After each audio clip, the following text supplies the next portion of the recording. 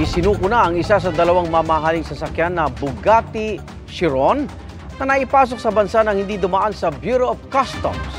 Ating saksiyan.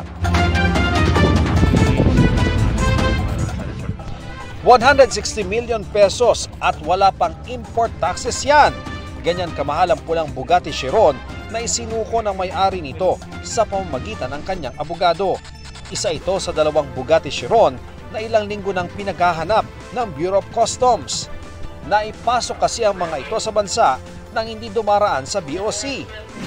Natanggap tayong mga information na merong dalawang expensive Bugatti Chiron na umaandar po sa ating mga kalsada dito sa Pilipinas, in which social media is nakaka-capture nga po ito na may mga escorts pang and may mga bodyguards na kasama. Nakita po natin sa ating database na wala pong pumasok na ganitong mga klaseng sasakyan dito sa ating bansa. 500 piraso lang ng Bugatti Chiron ang ginawa ng car manufacturer. Kaya itinuturing itong isa sa pinakamahal at pinaka-eksklusibong sasakyan. Sabi ng may-ari ng pulang Bugatti Chiron, sa Metro Manila lang din niya nabili ang sasakyan. Ang taong yan, hinahanap na rin ng BOC. Pero kung di matutunton ang sinasabing nagbenta, ang kasalukuyang may-ari ang mananagot sa batas.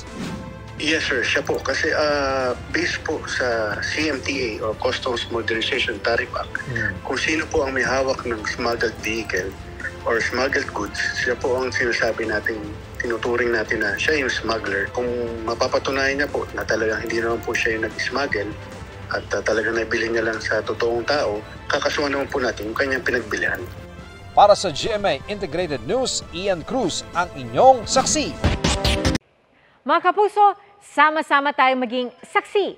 Mag-subscribe sa GMA Integrated News sa YouTube at para sa mga kapuso abroad, samahan niyo kami sa GMA Pinoy TV at sa www.gmanews.tv.